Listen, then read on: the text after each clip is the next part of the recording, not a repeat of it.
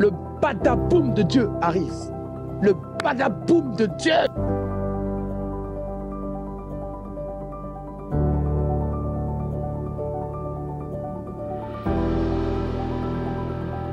Le manteau de Dieu, the mantle of God, revêtu de la puissance du Saint-Esprit. clothed with the power of the Holy Spirit. La saison de ta faveur est arrivée. Your season of favor has arrived.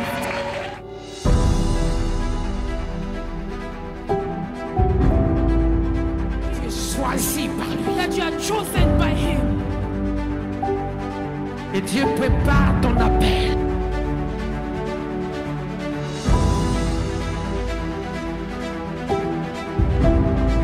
Il y a le feu de la course des nations qui arrive dans tes jambes. The fire for the race of nations is coming upon you. Hey! Badaboum! Prenez vos Bibles.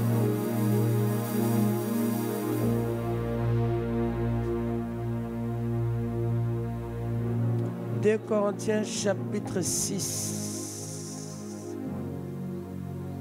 Je suis dans mon message.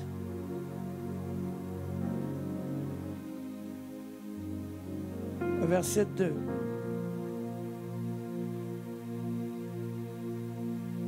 Quelqu'un peut lire? Car il dit, au temps favorable, je t'ai exaucé, au jour du salut, je t'ai secouru. Voici maintenant le temps favorable, voici maintenant le jour du salut. Merci.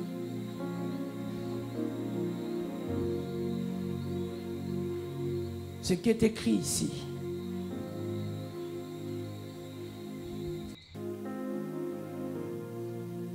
il y a une précision majeure, car il dit, au temps favorable, je t'ai exaucé, au jour du salut, je t'ai secouru.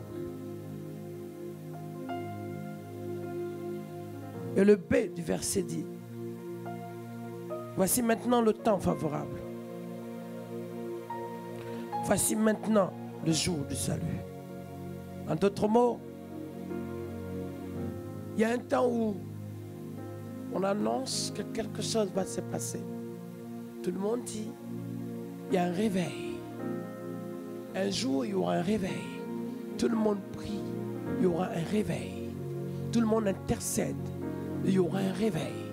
Tout le monde aspire, qu'il y aura un réveil. Tout le monde demande qu'il y aura un réveil.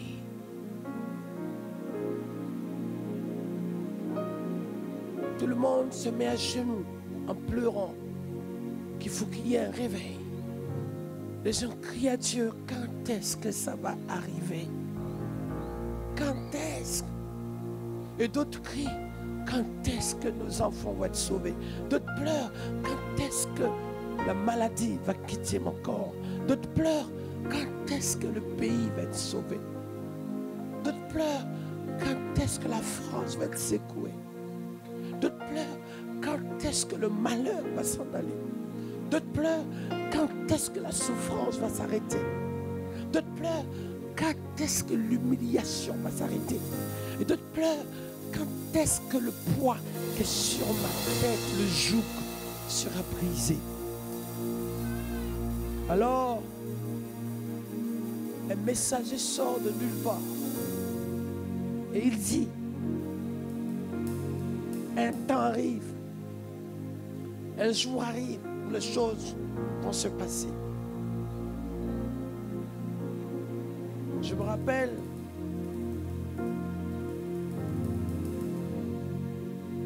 en mars, le 5 mars dernier, je suis allé en Polynésie française. Et au moment où j'étais en train de faire, c'était une journée d'évangélisation spéciale. J'étais en train de prêcher en marchant comme ça. Je prêchais. Et tout à coup, le Saint-Esprit me dit, dis à tous ceux qui sont malades, qui s'attendent à Dieu, comme le mouchoir de Paul, de venir traverser, marcher là où il y a la présence de Dieu, où tu es en train de prêcher. Marche! Les gens venaient, pieds tordus, boiteux, malvoyants. Et tous ceux qui venaient, les gens marchaient sur le lieu, ils traversaient. Et d'autres ramassaient leur miracle. Moi, je suis sorti du lieu. Je suis venu m'arrêter comme ça sur la chair. Et je voyais les gens circuler. Mais il y a un monsieur qui a pris la parole. Il s'appelle Gaston Foss, un collaborateur de Charles de Gaulle, un ancien politicien vivant, et qui dit, pasteur, c'est le seul département au monde, sinon en France, mais au monde, le seul territoire où nous avons donné un jour férié pour l'évangile. Et cela était mort. Et vous êtes venus activer, renaître, créer ce qui a dû se passer depuis 3 siècles. Parce qu'il y a 3 siècles, l'évangile est arrivé chez eux. Et le roi de cette zone avait été converti le 5 mars, il y a 3 siècles passés. Il y a même un musée. Et ils ont lutté pour qu'il y ait un jour férié dans le monde. Et personne ne s'en occupait. Les gens sont divisés. Les gens étaient dans la magie, le paganisme, le péché, tout. Et il y a de cela 1 an avant, j'arrivais. Le Seigneur m'a dit, lève la main, prie pour cet endroit. Alors cela va s'accomplir le 5 mars 2024. Mais ce qui va se concrétiser, pendant que je suis en train de prêcher, la présence de Dieu était tellement descendue. Le Seigneur me dit, sors de là et demande à tous ceux qui sont là. Les gens ramassaient les béquilles. Et tous étaient là, confessant Jésus de Nazareth. Ça veut dire, les gens disaient il y a 3 siècles, que quelque chose s'était passé il y a 3 siècles. Et les gens disaient, quand est-ce que ça va s'accomplir? Et le 5 mars 2024, et ils se sont assis, et ils ont vu que 3 siècles de pleurs s'est réalisé pour que quelque chose soit accompli à la gloire de Dieu.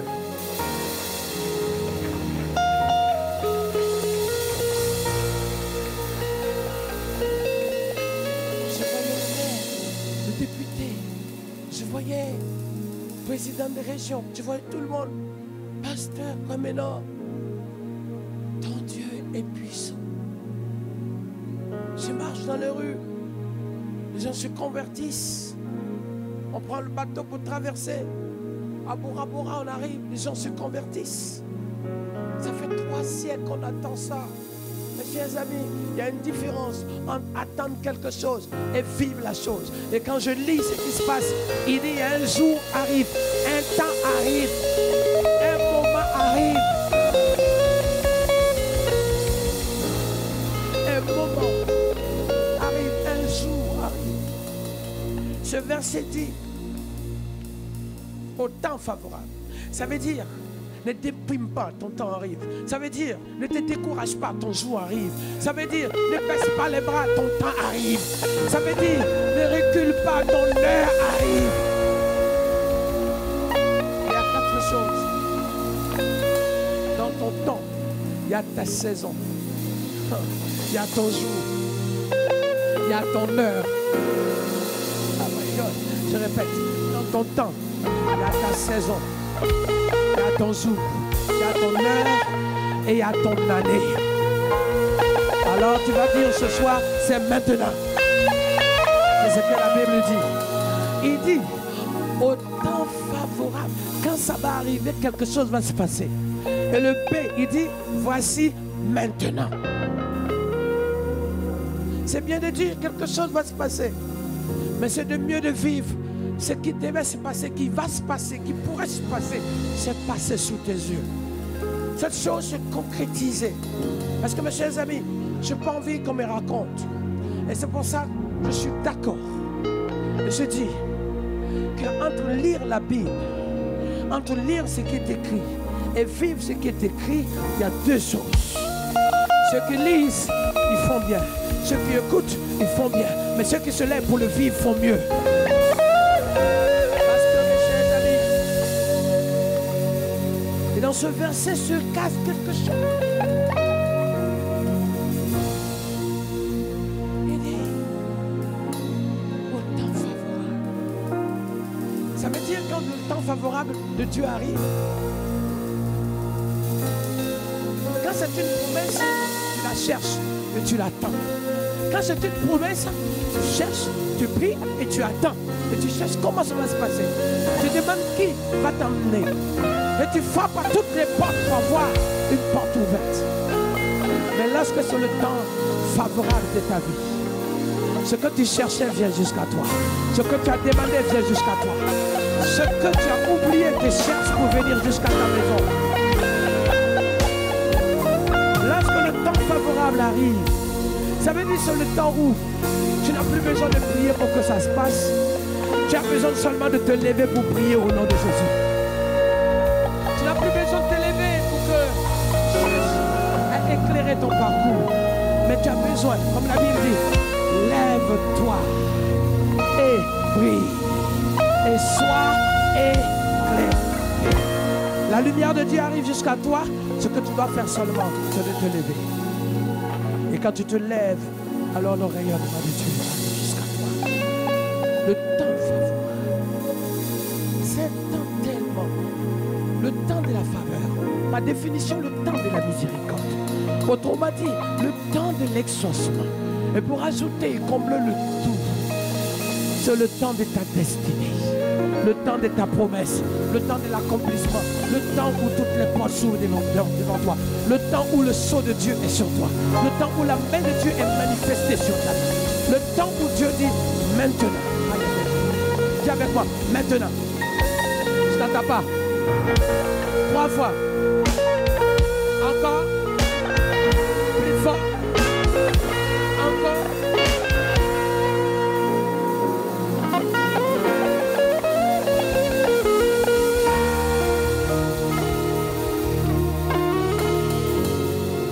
Quelqu'un disait, ah tu as faim, mais attends, un jour viendra où tu vas bien manger.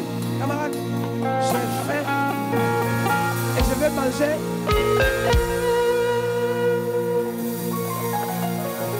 J'ai soif et je vais boire. J'ai faim de Dieu, je veux voir la gloire de Dieu.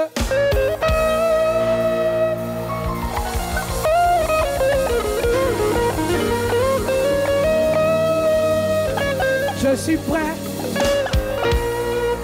je suis debout, je me réveille, c'est le moment, c'est le temps.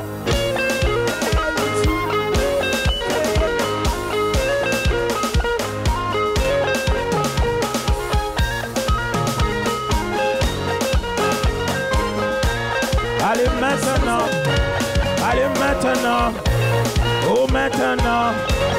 Oh maintenant, allez maintenant, c'est maintenant, maintenant.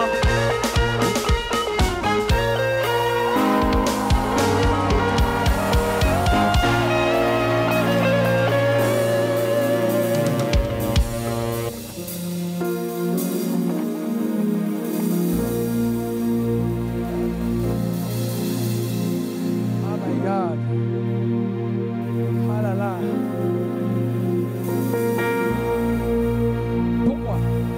Maintenant, parce que Dieu ne s'est pas trompé. Si Dieu veut qu'aujourd'hui tu sois son enfant vivant, né aujourd'hui, là présent, c'est parce qu'il y a une grâce aussi pour maintenant pour toi. C'est parce que aussi il y a un rendez-vous de Dieu maintenant aussi pour toi. Si tu le crois, dis Amen 3 fois. Et si tu as la foi que ça va se passer, tu dis Amen 3 fois.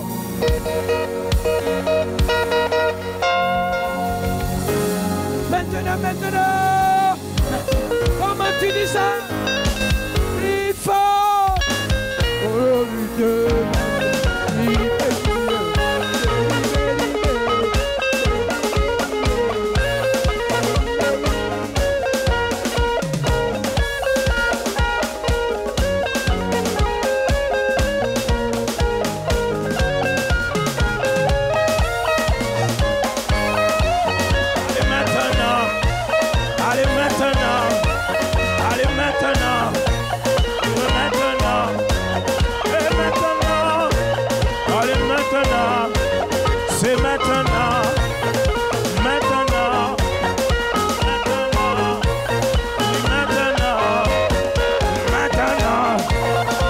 maintenant.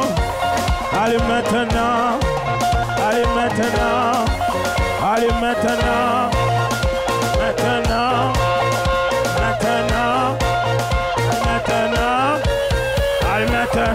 Maintenant, maintenant, maintenant, maintenant, maintenant, maintenant, maintenant, maintenant, maintenant, maintenant, maintenant, maintenant, maintenant. Allez maintenant.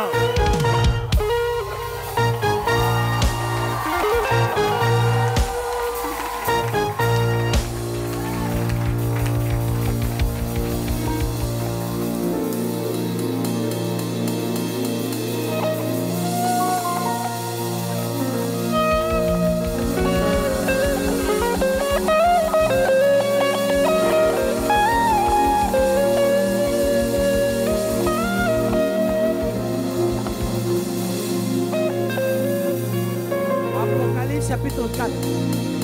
Je vais vous asseoir. Je n'ai pas encore commencé mon message.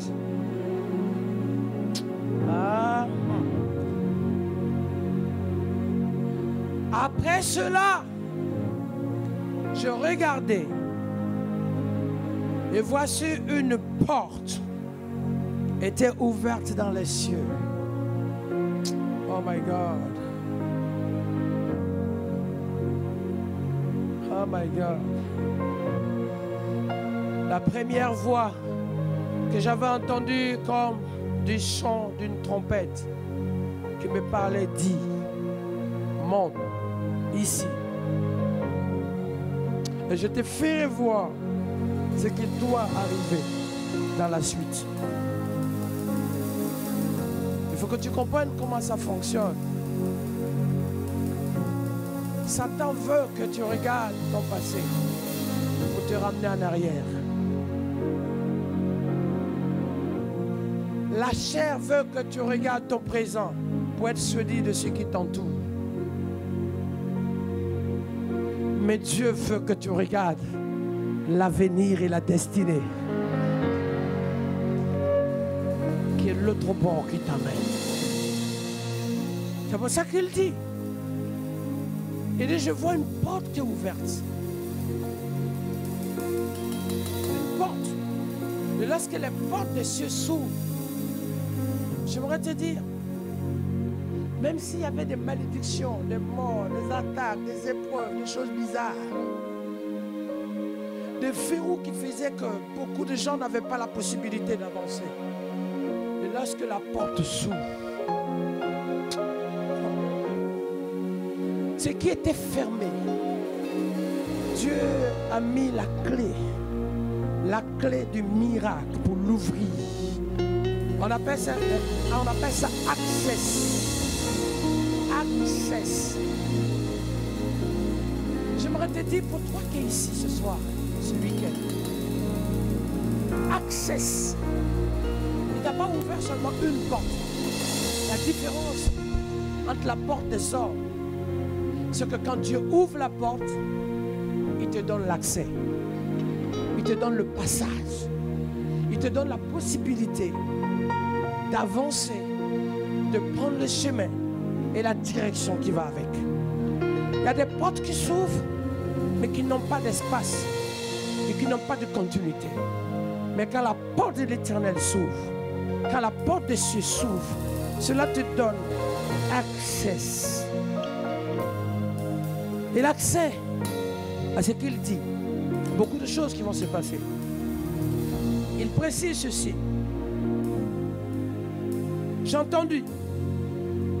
J'avais entendu, comme le son d'une trompette qui me parlait.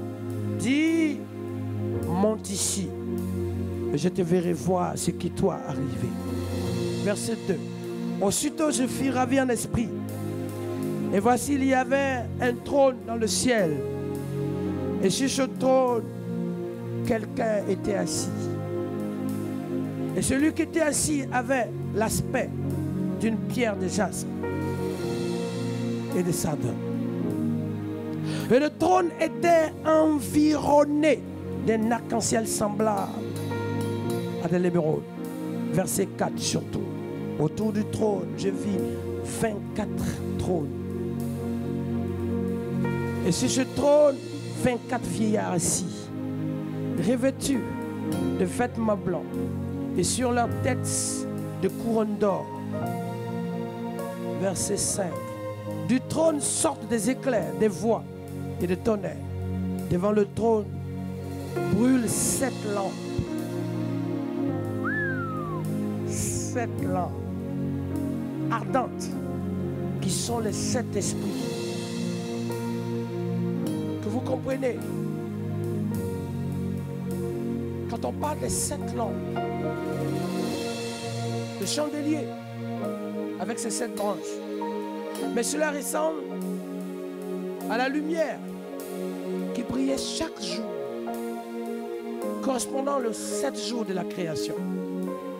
Pour que vous saisissez ce qui se passe sur le plan spirituel. On parle du combat de Jéricho.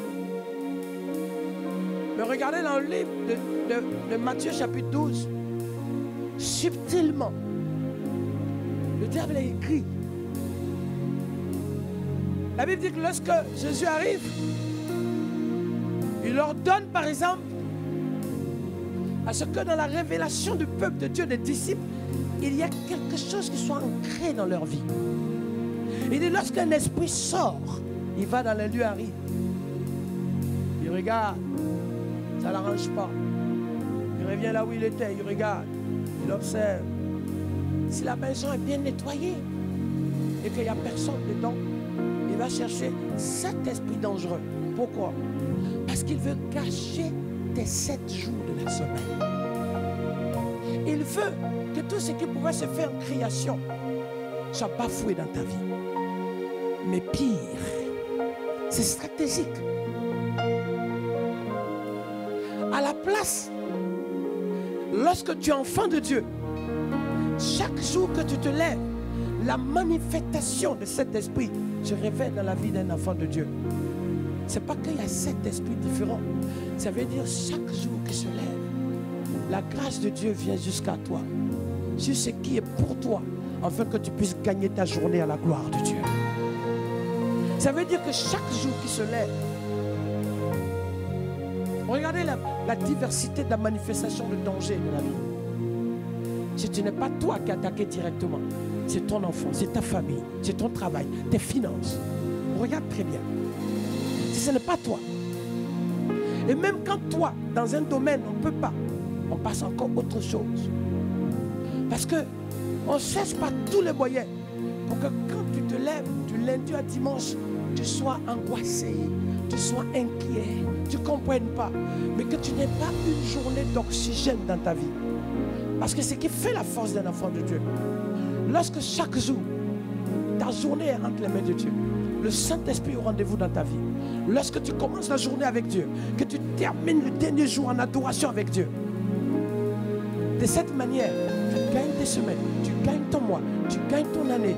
Mais en fait, tu gagnes tes saisons. Et mieux encore, tu gagnes ta vie et ta famille.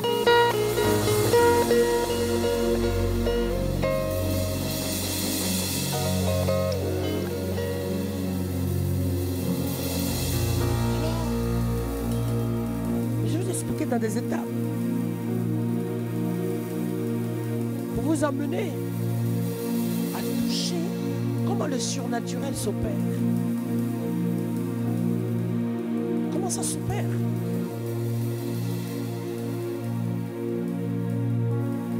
Nous étions dans un Zoom il y a 3 semaines. Il y a 3 semaines. Je ne sais pas si quelqu'un a participé à ça. Ouais. 3 choses se sont passées. Quelqu'un qui était quelque part avec nous dans le Zoom, elle habite en France.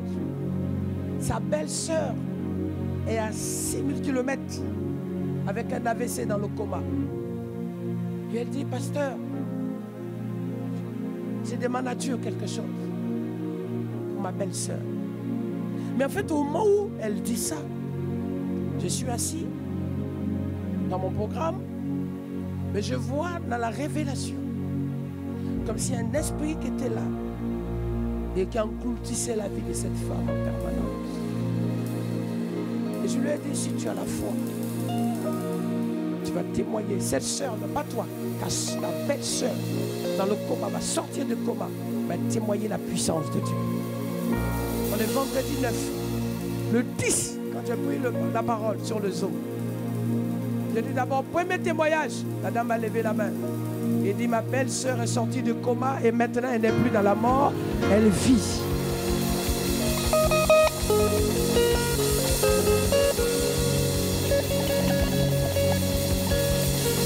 En France, on devait opérer un enfant avec un cerveau pour enlever une partie de son cerveau. Qui est-ce qui a vu? Qui était dans le Zoom là? Vous avez levé la main? Oui, bien sûr. Vous là-bas aussi au fond? Très bien. On voulait opérer pour enlever une partie du cerveau. Le lundi, le médecin dit, on ne comprend pas ce qui s'est passé. Même miracle a eu lieu. Dans leur jargon, il y a quelque chose de spécial qui s'est passé. Il n'y a plus besoin d'opérer l'enfant. Un événement majeur est venu tout bouleverser.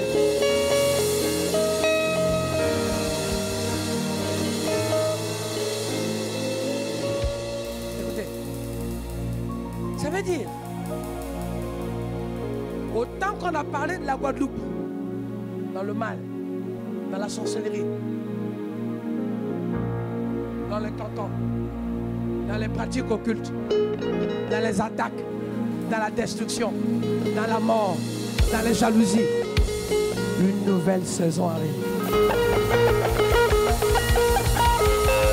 On parle de la Guadeloupe de ce qu'elle était dans le mal, mais parce qu'une génération d'adorateurs va se lever.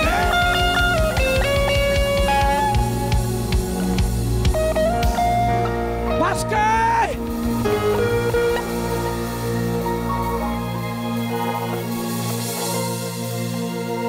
même ceux qui font les pratiques occultes, tellement cette génération est en feu que les gens vont fuir les pratiques pour venir donner leur vie à Jésus.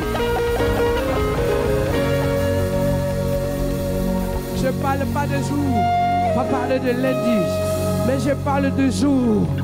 Je ne parle pas de jour, pas parler de lundi ni de mardi, mais je parle du jour du Seigneur est arrivé.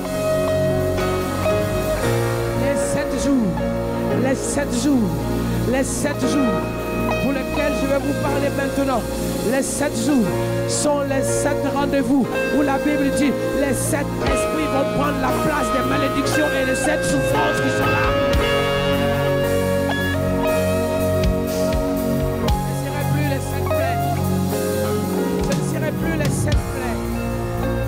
Mais ce serait, my God. La Bible dit qu'on connaissait Marie de Magdala pour avoir été possédée de cet esprit. Mais à la place, elle avait une journée de victoire. Elle avait une saison de victoire. Elle était dans une génération d'appel et de vocation. Parce qu'à partir de ce moment-là, mes chers amis, oh my God, le processus de Dieu a déclenché. Le processus de Dieu a commencé. Au lieu que la situation des gens soit pire comme les 7 esprits qui détruisaient. Mais ça va être les 7 esprits. Quand tu te lèves le matin, autant que tu prends ton petit déjeuner, mais tu te lèves avec ton rendez-vous avec le Saint-Esprit. Quand tu te lèves le lendemain, mais déjà, la direction de Dieu t'est donnée pour ce que tu vas faire. Et là, c'est quoi? Je dis, on a entendu parler. On a entendu parler que Dieu agit. On attendait que Dieu opère. On a demandé à Dieu de renverser les autels. On a demandé à Dieu de confondre le monde.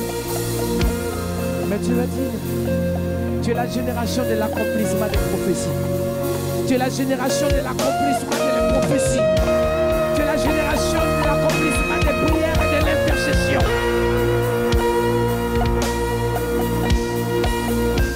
Il dit, regardez, veuillez vous asseoir encore. Déjà que vous êtes chaud.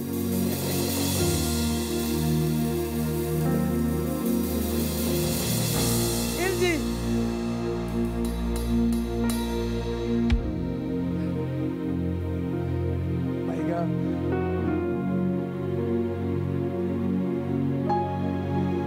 Le verset 6. Il y a encore devant le trône, comme une mer de verre semblable à du cristal. Au milieu du trône et autour du trône, il y avait 4 êtres vivants, remplis d'yeux devant et derrière. Verset 7. Le premier être vivant est semblable à quelque chose. Qu'est-ce qu'il dit? À un lion. Le deuxième, semblable à un veau. Le troisième, semblable à un être vivant. Le quatrième, semblable à un aigle qui vole. Mais je vais vous donner la définition de ces 4. Après terminer sur ces 7 sceaux. Le premier, il avait la révélation. C'est une image de quelque chose qui ressemblait à un lion. Mais c'est le lion de la tribu de Juda. Et lorsqu'il est question du lion de la tribu de Juda, en fait, c'est l'annonce que c'est une génération de vainqueurs que Dieu veut lever. Le lion de la tribu de Juda ne se manifeste pas pour qu'un peuple y habite dans cette tribu. Mais c'est une tribu, quand elle se lève, c'est que Goliath est vaincu au nom de Jésus. Lorsque le lion de la tribu de Juda, lorsque cette tribu qui grogne se lève fort comme un lion, se met en marche. Ce n'est plus la génération où on va dire ouais, Dieu est bon, ça chauffe, demandez la grâce de Dieu. Si vous avez des problèmes, demandez la faveur de Dieu. Si vous êtes attaqué, demandez la protection de Dieu. Si vous êtes combattu, demandez le secours de Dieu. Tout ça, ce sont des bons versets bibliques. C'est même biblique. Mais c'est la génération des guerriers. Quand il a eu la révélation de la tribu, le lion de la tribu de Juda, c'est que la peur a changé de camp. On disait quand on était jeune, petit, c'est la même chose. On dit oui, il faut faire attention au prébois, il faut faire attention aux pratiques, il faut faire attention aux sorciers, il faut faire attention. Il faut faire attention, il faut faire attention. Non! C'est les ténèbres qui doivent faire attention aux enfants de Dieu. Parce que le lion de la tribu de Juda, nous sommes la génération de la tribu de Juda. Nous sommes les sentinelles de la tribu de Juda. Nous sommes les guerriers de la tribu de Juda.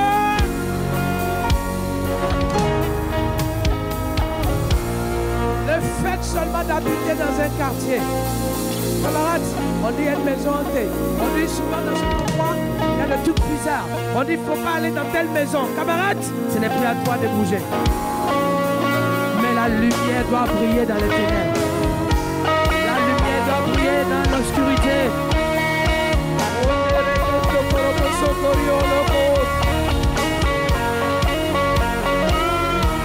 Ça veut dire,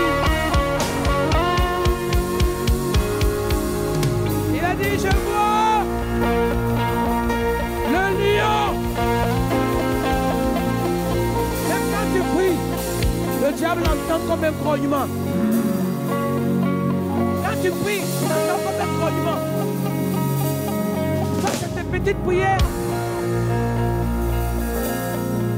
Mais tes petites prières que tu portes, la prière que tu fais dans ta chambre,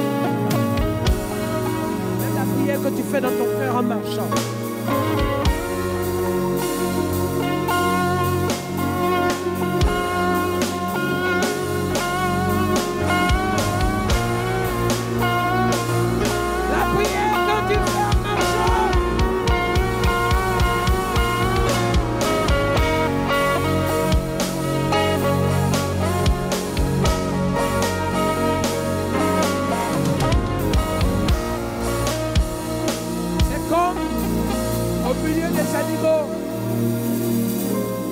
Les chatons faisaient les malins. Les rats couraient de partout. Les chevaux sautaient de partout. Et l'heure est venue, enfin que le lion de la tribu de Juda, oh my God,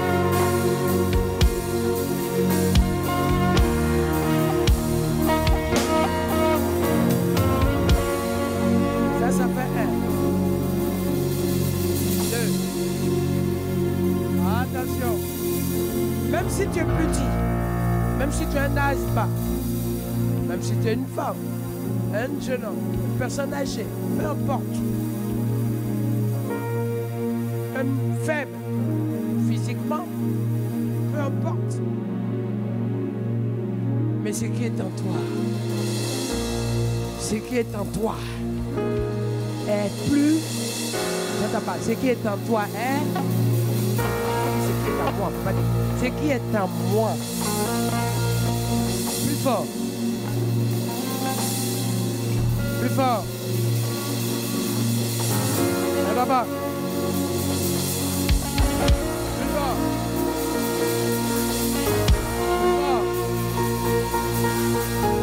Plus fort. Plus fort. Plus fort.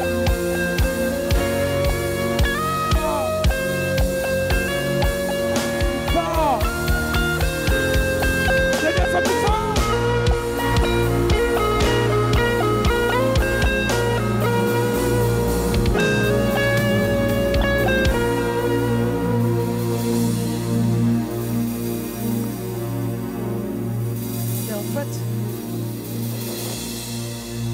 Les gens sont loin, que vous faites la musique, ou qu'on parle, on chante ou qu'on prêche comme ça, ils entendent un son. Ils ne savent pas trop ce qu'on dit, mais ils entendent un son, hein? Une sorte de musique, de son, voilà, de son, des voix. Mais spirituellement, c'est le grognement de lion qu'ils vont entendre.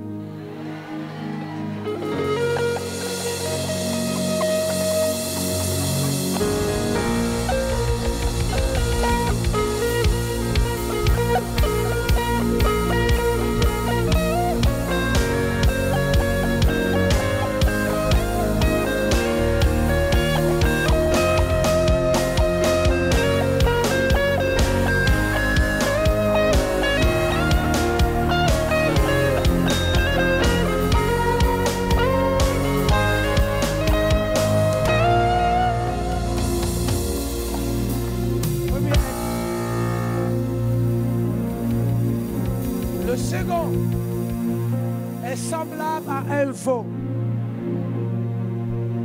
Il est semblable. En fait, ce n'est pas un veau. C'est l'agneau de Dieu. L'agneau. Semblable à un veau, c'est l'agneau. L'agneau. Il dit, voici l'agneau de Dieu qui ôte le péché du monde.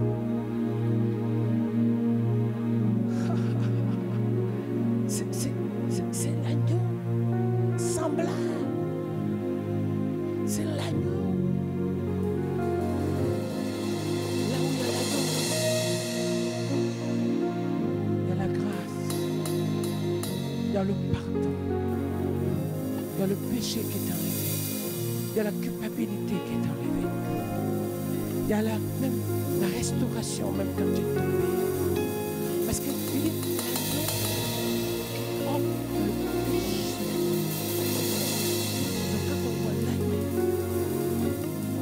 le diable voulait condamner sur toi et t'annuler. Quand tu vois l'agneau, c'est que le sacrifice est fait pour le pardon du péché. Ça veut dire Dieu te fait grâce. Même si tu ne méritais pas, même si tu avais une vie écartée, même si tu étais par terre, même si tu étais mal en point, même si tu avais chuté, même si tu étais malheureux, même si tu étais le pécheur le plus dangereux, même si tu étais perdu, même si tu étais condamné par les hommes, même si on regardait, on te jugeait par ta faiblesse. L'agneau est ainsi que ce lieu, que cet endroit, qu'à ce moment, que dans ta vie, il y a la place pour la rédemption, le pardon de péché, l'humilité de Dieu, la grâce de Dieu, la sanctification. À table dit,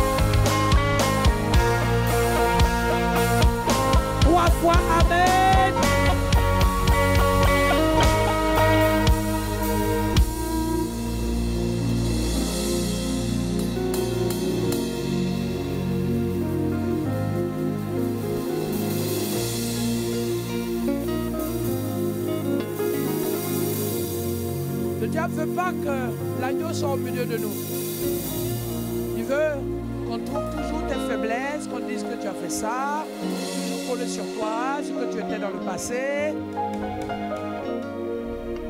Mais les 4 êtres vivants, il y a des caractéristiques propres à la manifestation du rendez-vous qui sort du trône.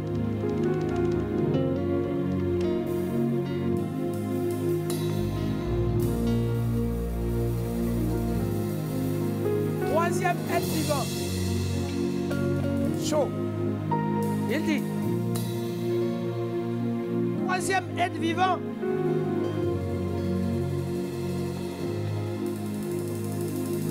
Est la face d'un homme. Un homme. La face d'un homme. Le troisième être vivant. À la face d'un homme. Sa vraie identité est cachée. Mais en fait, il y a une révélation dans son identité. Homme qui ne définit pas mal, mais définissait quelqu'un dont l'identité était associée au trône. Je répète, l'identité était associée au trône. En d'autres mots, le troisième homme qui était vu ici avait une identité associée au trône. Et si on veut le décortiquer, le décrypter, sa définition, c'est un prince. Il avait le visage d'une princesse. Il avait le visage d'un prince. C'était la place que Dieu avait donnée. Et il dit, un fils nous est né, un enfant nous est donné. Il dit, ce tort, c'était l'identité qui caractérisait le Fils de Dieu, l'aîné de Dieu, le choisi de Dieu, celui qui est mis à part par Dieu. Autrement dit, il dit au milieu de vous tous, au milieu de ta famille, comme Dieu envoie son serviteur, le prophète dans la famille de David, malgré qu'on va lui présenter un panoplie de personnes, il va continuer à chercher pour dire mieux. Ce personnage, on ne le confond pas aux autres. Il est exceptionnel. Il est spécial. Il est caractérisé par le fait qu'il est désigné de Dieu. Il est mis à part par Dieu. Il est choisi par Dieu. Ce troisième homme, il n'est pas confondu aux autres. Souvent les gens ont l'impression que oui, nous on a l'habitude avec tout le monde. J'ai fait ça avec tout le monde. Mais tu n'es pas tout le monde. Non, non. Il y a quelqu'un à côté de toi. Je ne suis pas tout le monde. Il y a quelqu'un à côté de toi. Tu n'es pas tout le monde.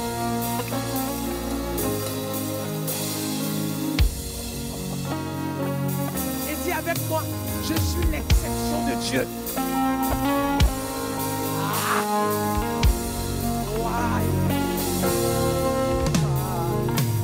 Je risque de te faire peur ce soir. J'ai dit, je suis l'exception de Dieu. Et quand tu es l'exception de Dieu, aïe, aïe, aïe. Quand tu es l'exception de Dieu, la Bible dit, on ne touche pas à loin de l'Éternel.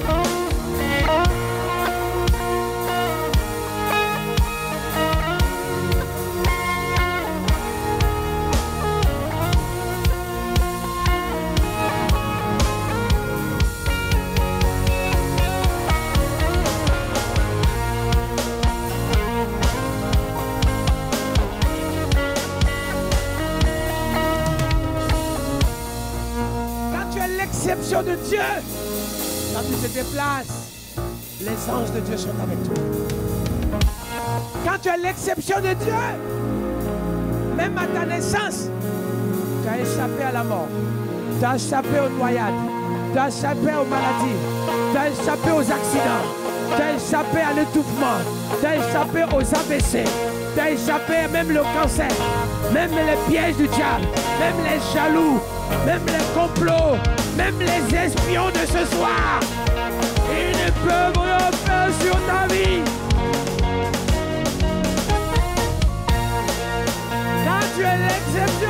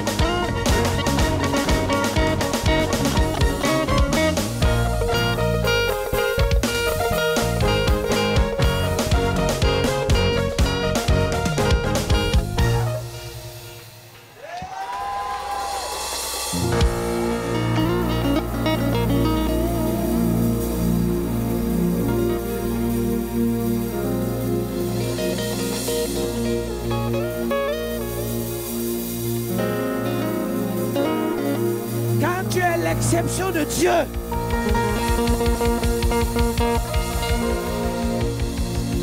Sur toi. La main de l'Éternel est sur toi. Son manteau est sur toi. Ses yeux sont sur toi. Sa grâce est sur toi. Sa puissance est sur toi. Les âmes sont en toi. Les dons sont sur toi. L'épée en toi. Le bâton en toi. Le casque en toi. La cuirasse en toi. Le bouclier en toi. Le saint délivrance. La force de Dieu.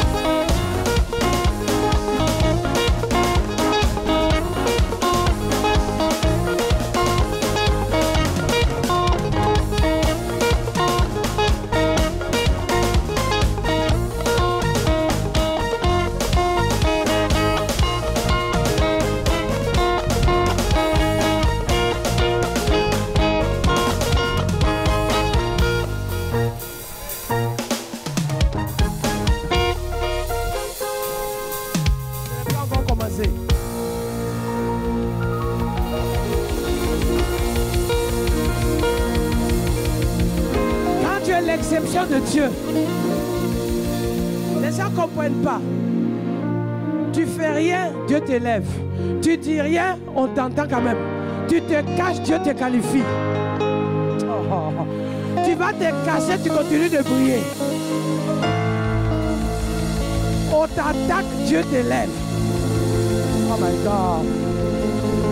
Tu es comme Joseph. J'ai dit, tu es comme Joseph.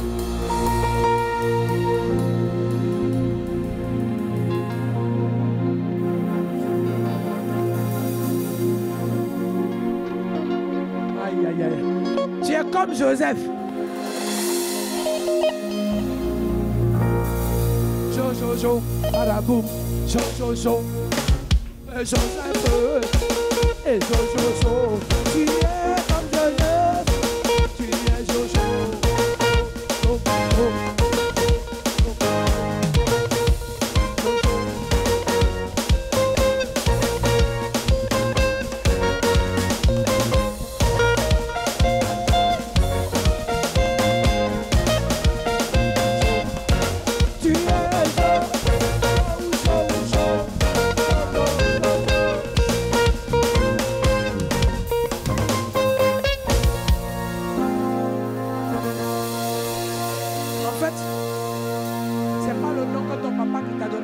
Tu es grand. C'est l'identité de Christ qui est en toi qui fait de toi grand.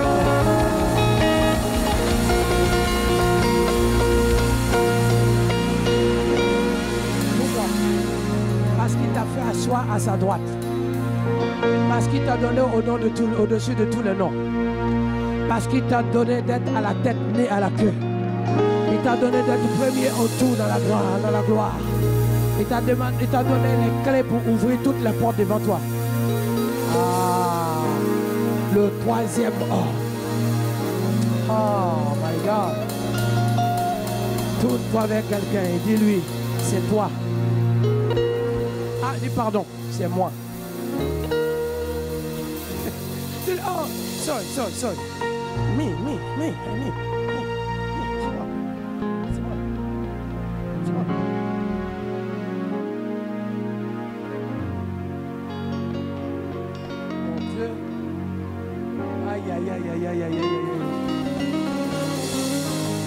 Aïe.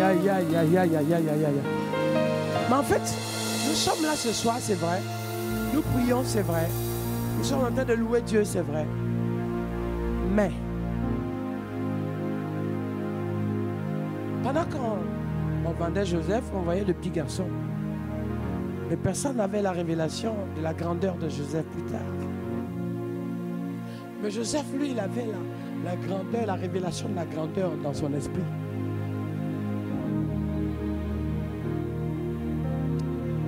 C'est ce que nous allons voir ce week-end ici. Ça fait qu'en fait, il y a une différence entre ce que tu vis aujourd'hui et ce que Dieu est en train de faire.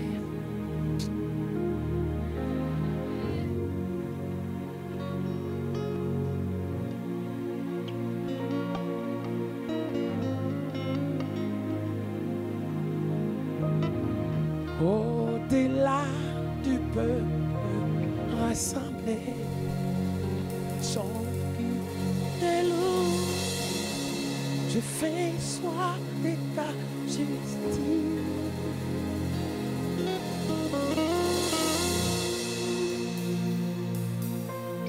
Au-delà du peuple rassemblé, son cri de loup, je fais soir de ta justice.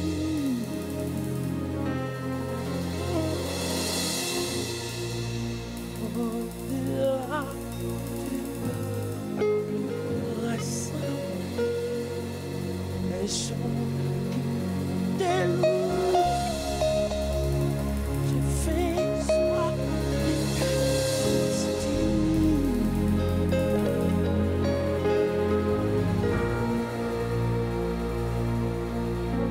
Aussi amène-moi dans couvre-moi de la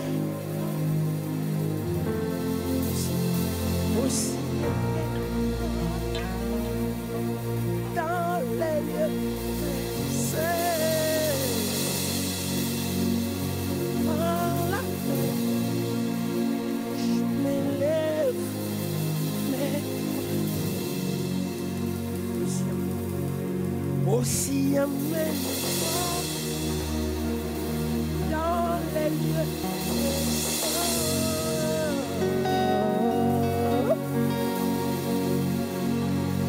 Par le son de l'agneau, aussi amène-moi dans les Oh. Par la grâce,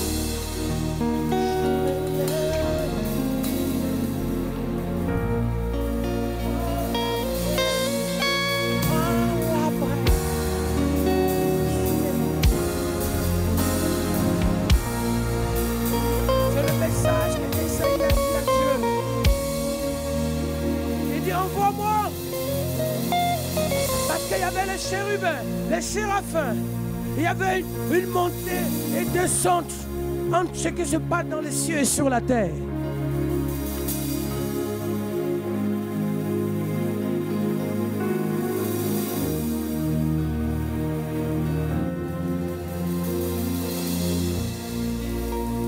Et Jésus dit, parce que j'ai dit à Nathanaël que je t'ai vu sous l'arbre, vous êtes surpris vous? Bientôt vous verrez les anges descendre et monter.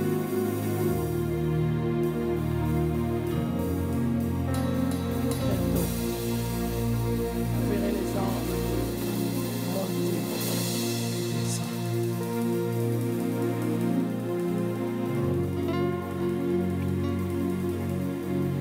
Je vais vous dire, la meilleure façon, quand tu es le troisième homme, la meilleure façon de pousser quelqu'un dans une accélération à entrer dans sa destinée, c'est de le persécuter.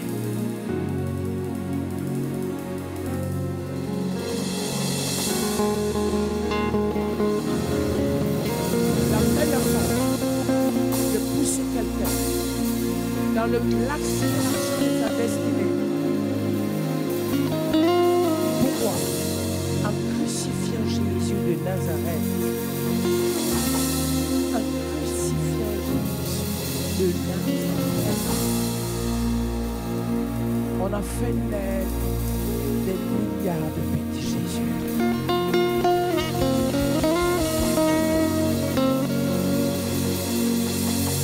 Par définition, la persécution. Parce que le troisième homme. Pourquoi on parle d'animaux là? Et tout à coup, au milieu des êtres, on parle d'un homme. La meilleure façon d'accélérer le processus de Dieu. Parce que l'épreuve produit le Dieu. La persécution produit le témoignage.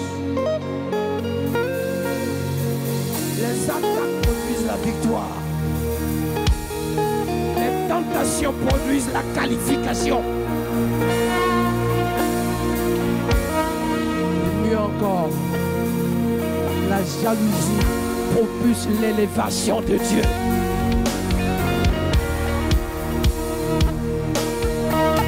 C'est pas fini. Et les critiques, quel rayonnement sur l'élu de l'Éternel.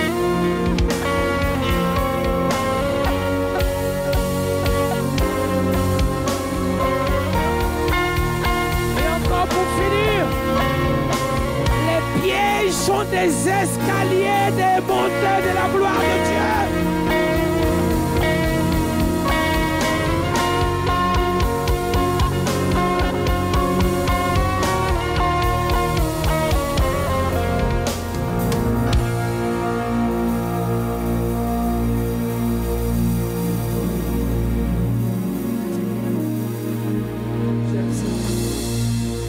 Dis-le encore 3 fois. Amen, amen, 3 fois.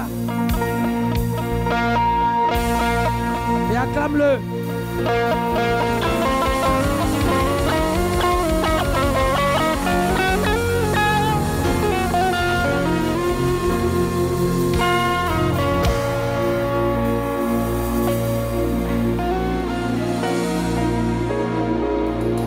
Je dis, peut-être je vais vous choquer. S'il y a des gens qui travaillent pour ta chute, s'il y a des gens qui travaillent pour te casser, s'il y a des gens qui travaillent pour te nuire, s'il y a des gens qui travaillent pour te briser, s'il y a des gens qui travaillent pour te détruire, s'il y a des gens qui travaillent pour te salir, c'est qu'il y a quelqu'un qui travaille pour t'élever. Il y a quelqu'un qui travaille pour te qualifier. Il y a quelqu'un qui travaille pour te bénir. Il y a quelqu'un qui travaille pour te choisi. Il s'appelle J-E-S-U-S. Jésus.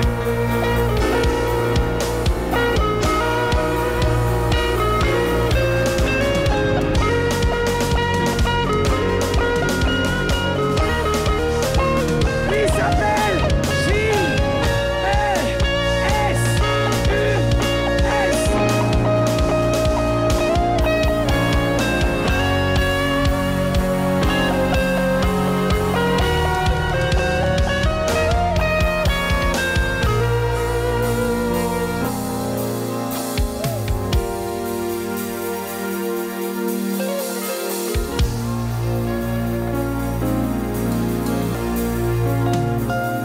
Maintenant,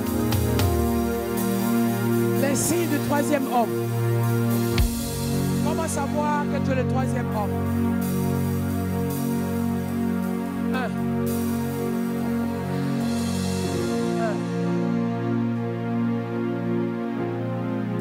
La Bible dit, depuis le sein de ta mère. Galates chapitre 1, le verset 15. Il dit,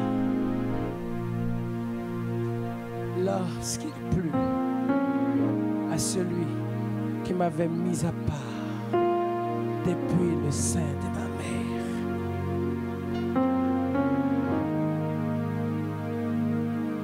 Lorsqu'il plut à celui qui m'avait mis à part depuis le sein de ma mère.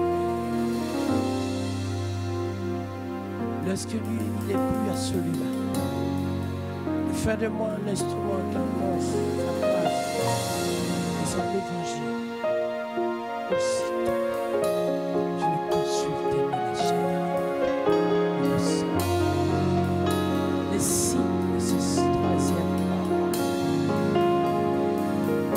c'est que tu sais que tu es force. Il y a une conviction, une certitude. Que tu es désigné. La Bible dit que le petit Samuel demande à ta maman, à tes parents. Il y a eu des complications à ta naissance. Il y a eu beaucoup de choses que tu ne savais même pas. Mais la Bible dit, pendant qu'elle était humiliée pour t'avoir, pendant que pour t'éduquer, elle était humiliée, pendant qu'elle s'est battue seule pour prendre soin de toi, pendant qu'elle était dans les pleurs pour prendre soin de toi, pendant que toi-même tu ne comprenais pas ce qui t'arrivait, il y a un signal fort au fond de tes entrailles qui caractérisait et qui marquait le solitude au fond de toi.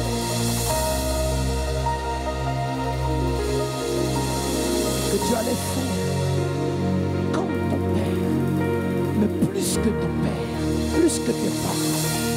Tu ne sais pas comment, tu ne sais pas de quelle manière, mais la graine de la sémence de l'alliance était révélée sur toi.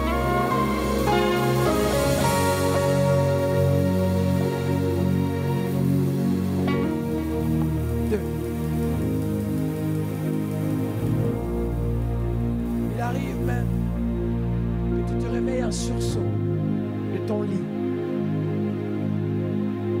Et tu as cette conviction, tu as cette parole au fond de toi qui est gravée comme Habakkuk qui dit, le temps est déjà fixé. Tu ne comprends rien. Mais là, ce n'est plus le temps qui est fixé, c'est ta vie qui est fixée.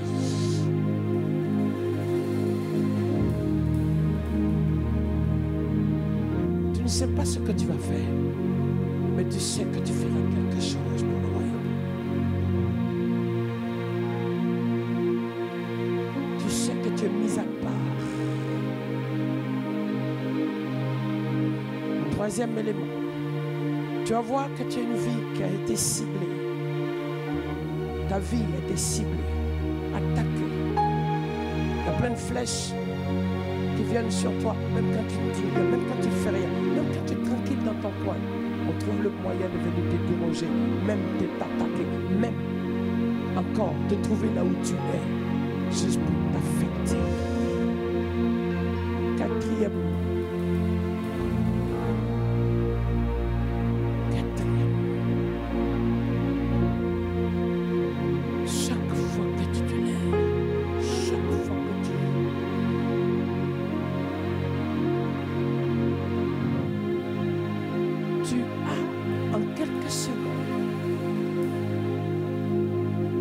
un exemple, ce qui m'arrivait quand j'avais 7 ans.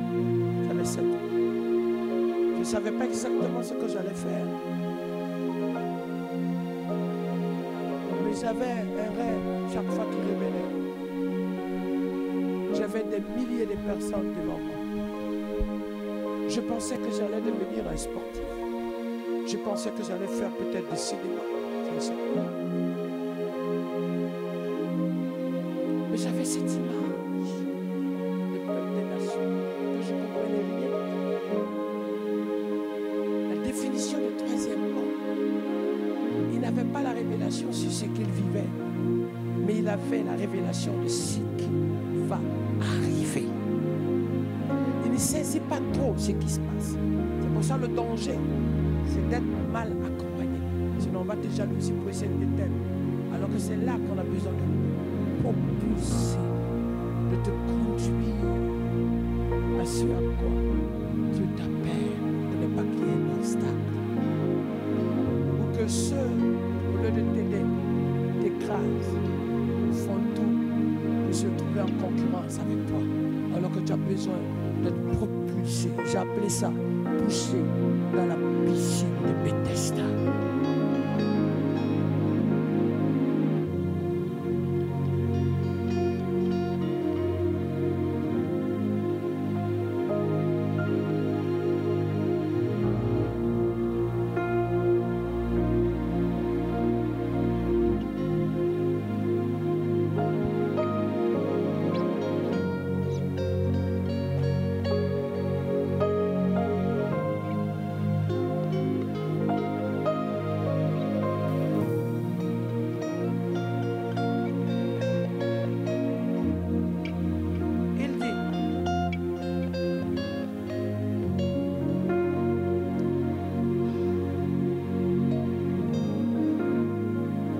L'autre aussi, il y en a 12.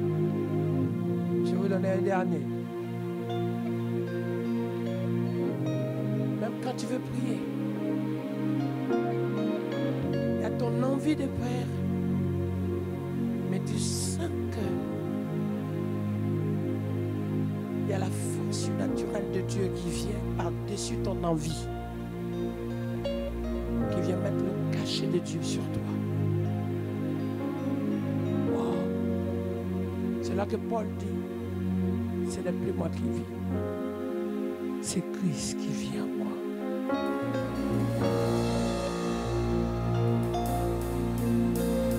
Et parce que c'est Christ qui vit en toi, il y a une seule chose qui est ta préoccupation. Tu as envie de porter les fruits de Christ, faire les œuvres de Christ. Même quand on te fait mal, même quand on t'attaque, même quand on t'agresse, tu as envie d'être le modèle, de faire les œuvres de Christ. Oh.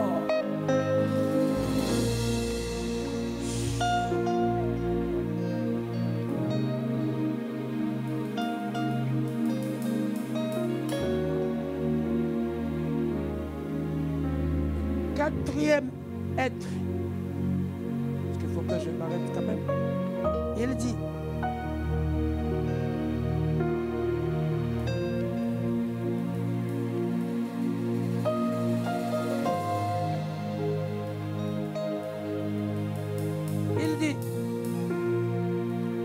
le quatrième être était semblable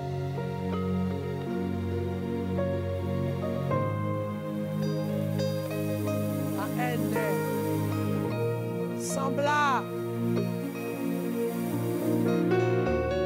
Mais l'air, il a 4 définitions. Nous allons prendre juste une seule. Ce n'est pas aigle, oiseau, l'épervier, plume. Dans le Nouveau Testament, cet oiseau, beau, merveilleux, c'était la colombe que Jean-Baptiste a vue. Il y a 4 définitions de l'air. Mais ce soir, il dit corps. Mais le corps, c'était la force.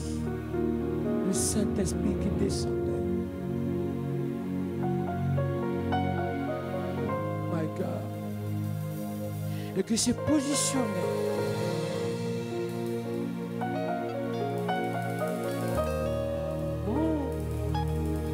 Mais d'une telle enseigne, d'une sorte ou d'une manière que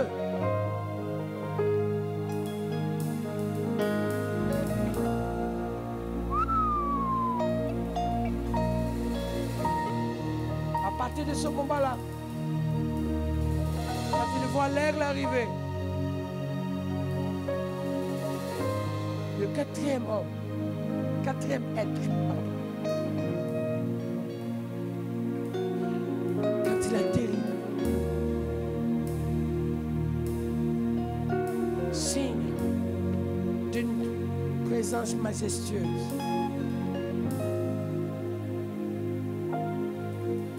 Mais qui vient planer au-dessus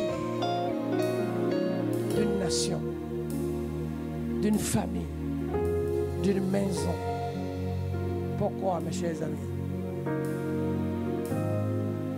Parce qu'à la place des malédictions, il y aura la paix de Dieu, la sécurité, la sérénité, le regard de Dieu, l'approbation de Dieu, la grâce de Dieu, la force de l'Éternel. Dis avec moi 3 fois Amen, Amen, Amen. Plus fort. Encore.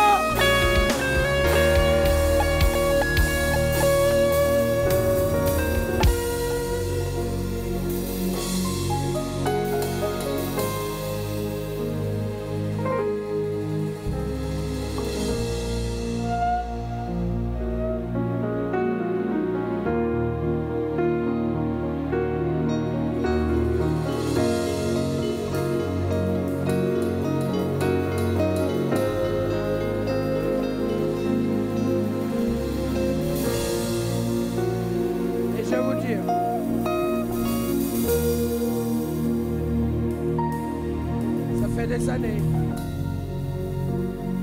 l'église, on bâtissait l'église par le temple et on continue encore à croire que l'église c'est le temple. Mais dans les années à venir,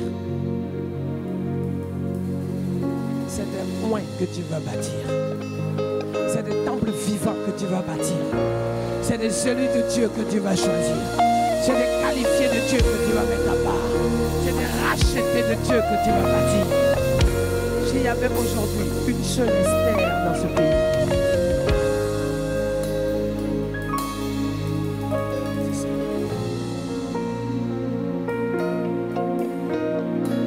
C'est ça.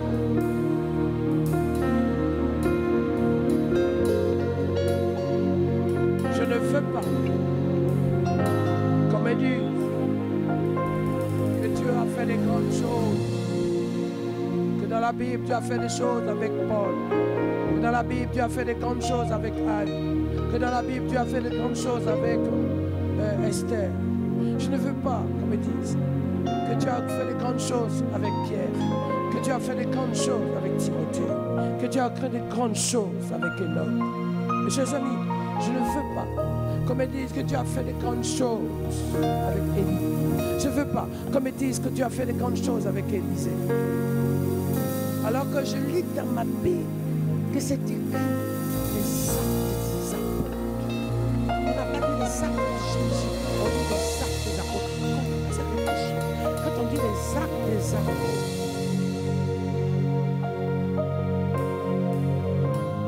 les actes des apôtres,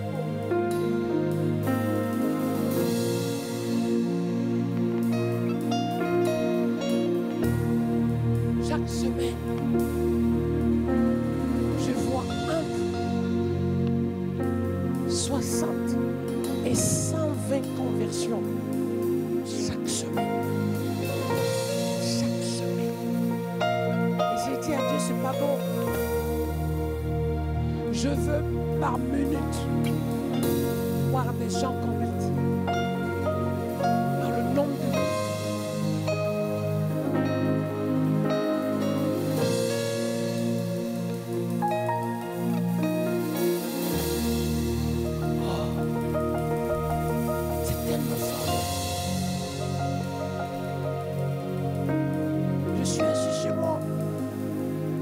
dit, pasteur, on a besoin de vous à Los Angeles.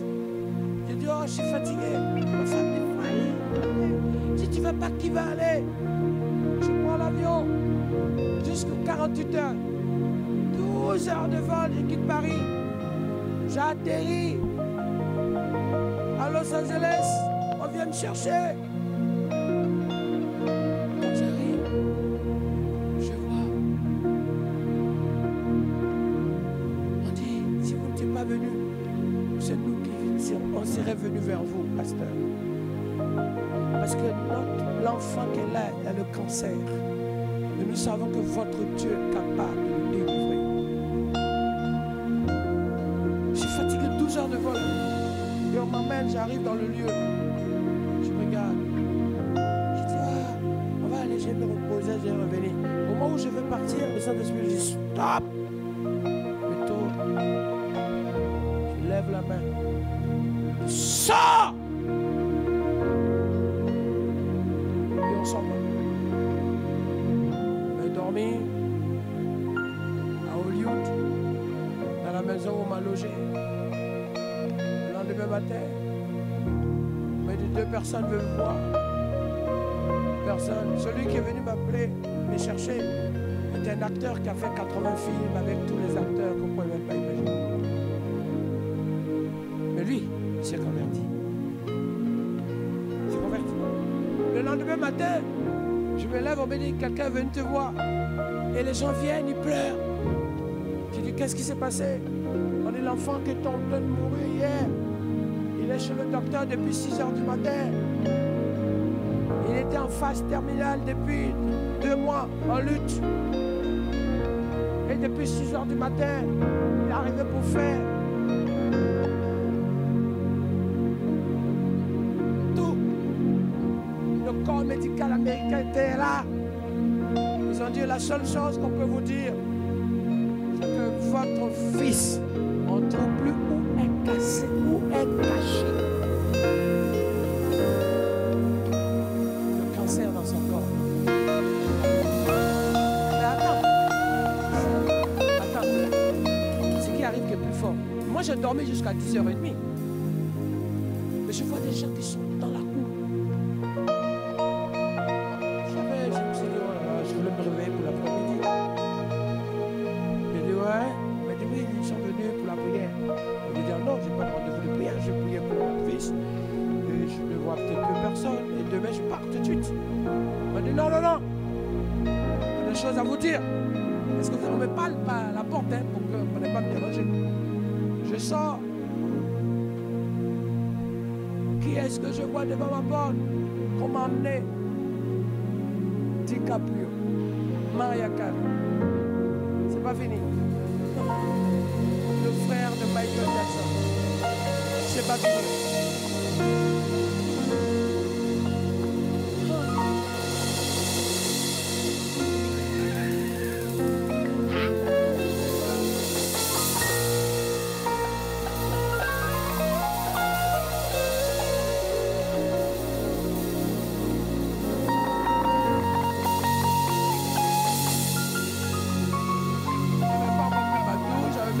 Maintenant, j'ai ouvert la qui est là.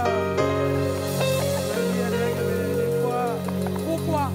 Parce que le témoignage était déjà en train de circuler dans les rues que Jésus a guéri.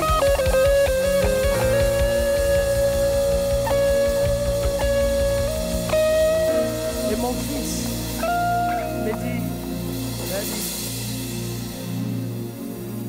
il y a quelqu'un qui doit prier pour lui. J'ai été touché de voir à cette brise qui est avec une maladie de démence.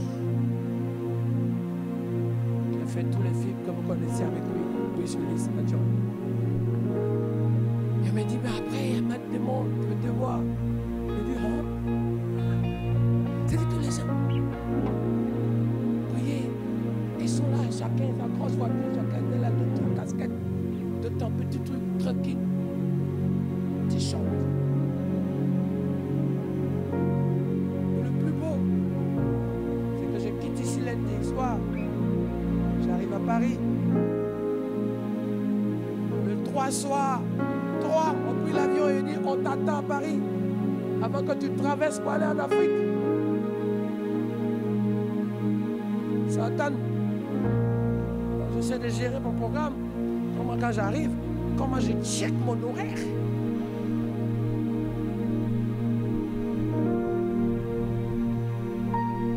Il y a un qui a dit, c'est pas ta prédication. Mais comment tu as fait pour tenir face aux épreuves? Comment tu rayonnes face aux épreuves? C'est ça qui nous a touchés.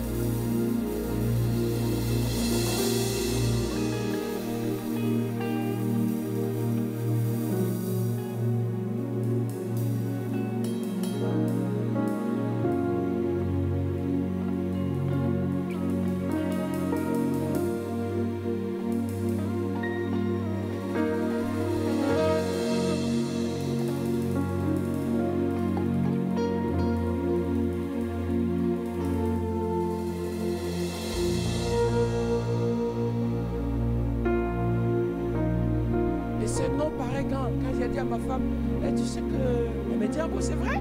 J'ai dit oui. Elle dit, alors je me mets en selfie. Hello. Elle dit, how are you? J'ai dit, mais qu'est-ce que tu as? Ah, tu connais pas ce gens? C'est des gens, c'est important. J'ai dit, il y a personne qui est plus important. Ah, je vais sauver.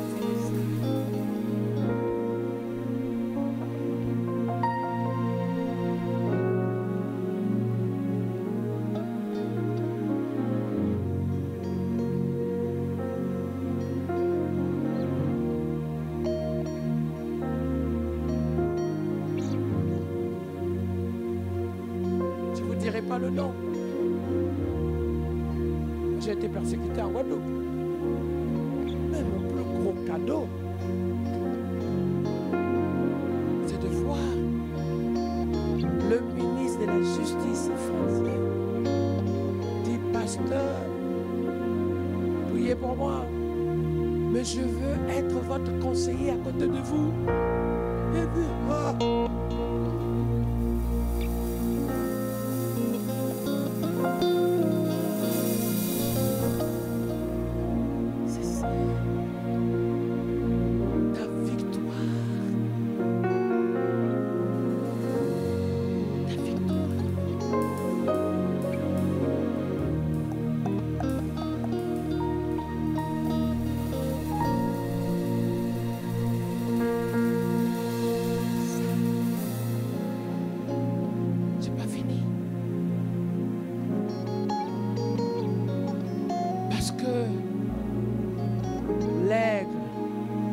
Colombe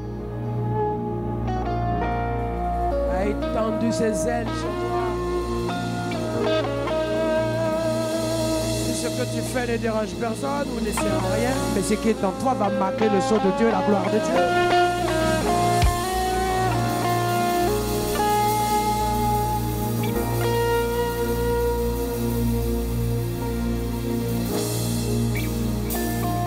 J'ai le temps de dire.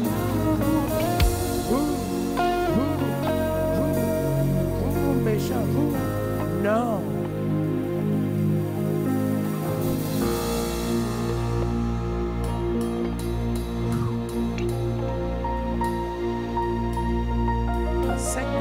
Je vais m'arrêter. Ferme les yeux.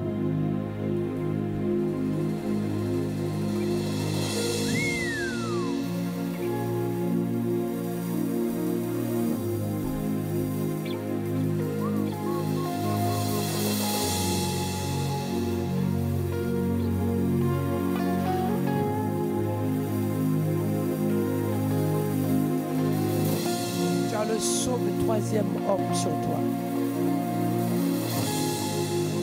Et tu sais que depuis ton enfant, Dieu t'a mis à part. Et c'est gravé. C'est gravé. Et tu vas voir, ta prière va se transformer en cri du lion contre les œuvres de ténèbres dans ta famille. Et l'esprit de mort sera brisé. L'autorité de Dieu va se déployer sur toi. Troisième homme. Dieu dit, voilà pourquoi la colombe de Dieu va s'arrêter sur ta tête. Je vais compter jusqu'à 3 là où tu es assis. Femme, jeune fille, jeune homme, jeune.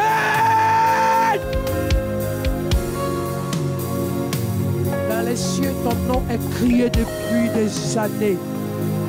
Voilà pourquoi il y a des jaloux, voilà pourquoi il y a des attaques, voilà pourquoi il y a des persécutions, voilà pourquoi il y a des secousses, voilà pourquoi il y a un danger, voilà pourquoi il y a la jalousie, voilà pourquoi il y a des pièges qui sont devant toi, voilà pourquoi on essaie de te mélanger, voilà pourquoi tu es attaqué dans ton corps, voilà pourquoi tu es indexé.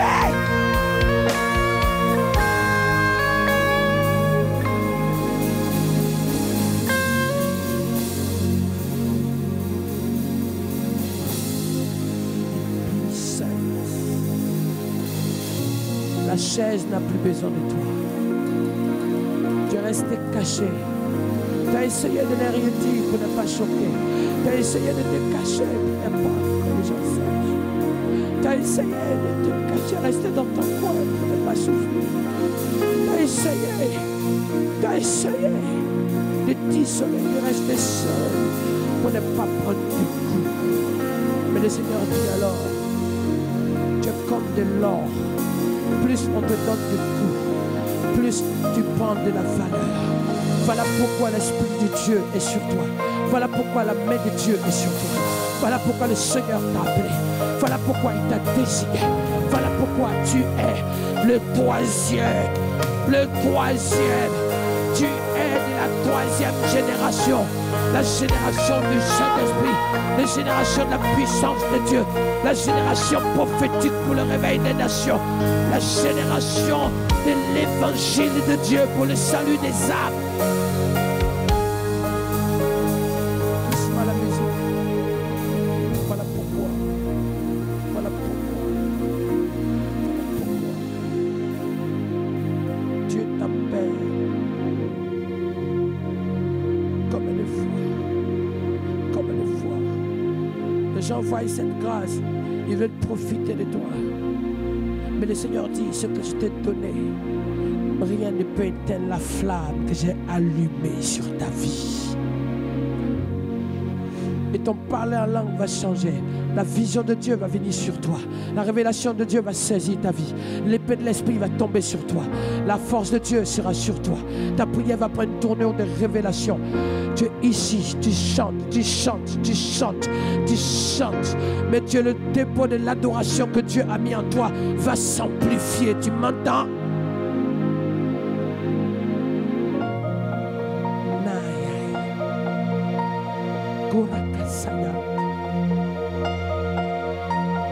Gagneur d'âme. Gagneur d'âme. Tu poseras la main au sol dans ta chambre et ta famille recevra le touche de Dieu là où elle se trouve. Tu seras en prière dans ta maison et ton pays sera en secousse dans la puissance du Saint-Esprit.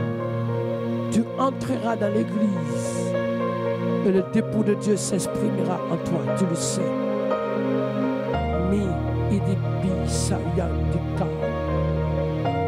Tu m'entends, tu m'entends. Les esprits impurs s'enfuiront quand l'autorité de Dieu est sur toi. Tu m'entends, tu m'entends, tu m'entends.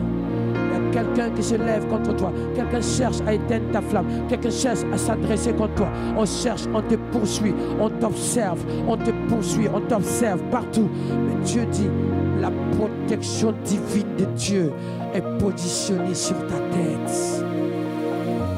Oh,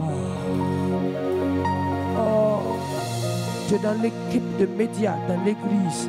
Le Seigneur te dit, tu es sentinelle pour ta famille. Tu es sentinelle pour ta famille. Tu as le sceau de Dieu sur ta bouche et sur ta tête. Et tu serviras Dieu dans le prophétique à la gloire de Dieu. Tu m'entends? Tu m'entends? Tu es ici. Jésus. Alléluia. Vous avez été bénis ce soir. Prenez place, prenez place, prenez place. Il faut que je vous explique vraiment bien l'état d'esprit dans lequel on fait cette conférence. Ok? Alors, pour que vous puissiez bien comprendre, comme j'expliquais, l'apôtre Marcel Kwamenan, ça a fait, je crois, bon, sincèrement, je ne le connaissais pas personnellement avant quelques années. Donc, c'est-à-dire que moi, je n'ai pas forcément été quelqu'un de l'AME, mais je sais que ça fait un peu plus de 20 ans. Vous me confirmez, c'est de l'AME? Vous autres, certains, oui, plus de 20 ans. Ok. Et depuis quelques années, avec Renaissance, on travaille en tout cas en interne pour comprendre le principe d'honorer les pères et ceux qui nous ont précédés. La Bible dit dans le livre de Rois que celui qui revêt l'armure ne se glorifie pas comme celui qui la dépose. Et l'une des grandes erreurs que l'on fait aux Antilles et plus précisément en Guadeloupe, c'est que dès lors qu'on commence le ministère, on commence en se disant que nous, on va faire mieux, on est meilleur, on connaît mieux qu'eux, mais on ne sait pas honorer les gens que Dieu a utilisés avant. Je vous assure, c'est un problème, c'est un problème. Dis à ton voisin, c'est un problème. Non, dis-lui, c'est un véritable problème. Je pense que vous ne vous rendez pas compte à quel point c'est un problème. Et pour vous le montrer, allons dans Malachie chapitre 4, verset 6. Malachie chapitre 4, verset 6. Malachie chapitre 4, verset 6. D'ailleurs, même lorsque en 2021, j'ai commencé une série qui s'appelait Le Réveil de la Caraïbe. Qui s'en rappelle de cette série, Le Réveil de la Caraïbe, vous en rappelez?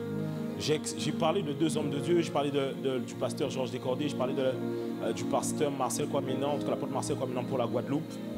Et j'expliquais à quel point il faut pouvoir honorer les gens que Dieu a utilisés. On est ensemble? Ok, vous êtes dans Malachie chapitre 4, verset 6. Qu'est-ce qu'il dit? Qu'est-ce qu'il dit? 1, 2, 3. Et le cœur des enfants. Et regardez qu'est-ce qu'il dit. Afin quoi? Cela veut dire qu'un pays peut être maudit par la relation qui manque entre les fils et les pères. Je reprends parce que vous ne comprenez pas. Un pays où il n'y a pas de relation entre les pères et les fils, que ce soit biologique ou spirituel, est le signe d'une malédiction. Tu vois, vous ne comprenez vraiment pas. Vous ne comprenez pas. En fait, des fois, vous pouvez faire ce que vous voulez. Écoutez-moi bien. Vous pouvez jeûner, vous pouvez prier, vous pouvez faire même tous les jours de jeûne que vous voulez, crier à Dieu. Mais il y a des principes, si vous ne les obéissez pas, la main de Dieu ne vous accompagne pas. La Bible dit que la prière de celui qui désobéit à la loi est en abomination à l'Éternel.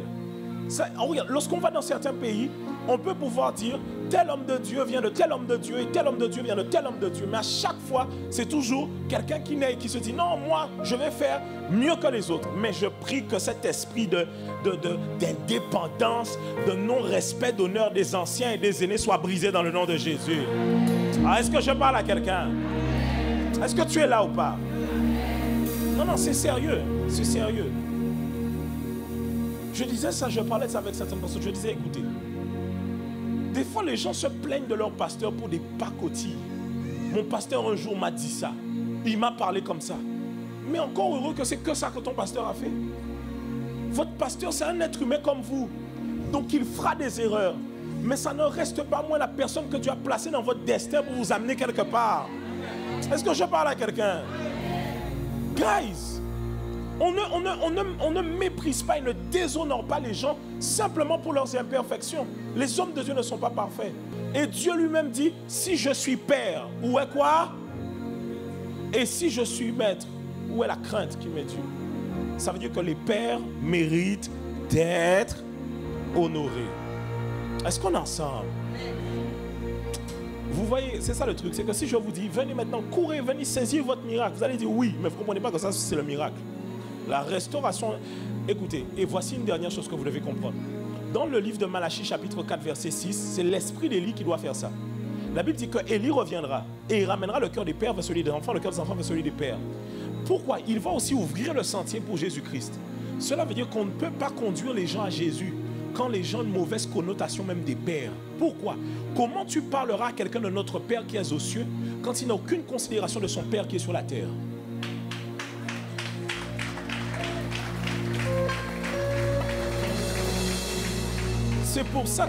C'est pour ça que l'une des choses qui fait que les gens n'arrivent pas à avoir de relation avec Dieu le Père, c'est qu'ils ont une mauvaise connotation de leur père biologique.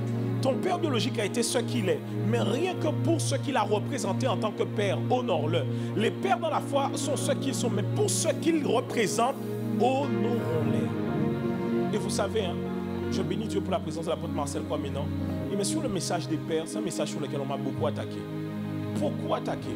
On m'a énormément attaqué en disant oui, pourquoi il parle de ça, pourquoi il parle de ça. Les amis, laissez-moi vous dire une chose.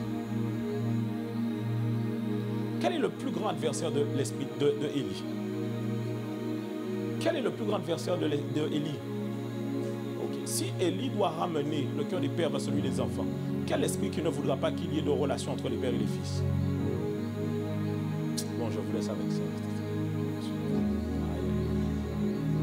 Je prie que vous puissiez comprendre ça. Dis à ton voisin, comprends ça. Tu ne peux pas être chrétien, tu rentres chez toi à la maison, tu parles en langue, tu parles de Jésus, mais ton père qui est chez toi, tu lui manques de respect.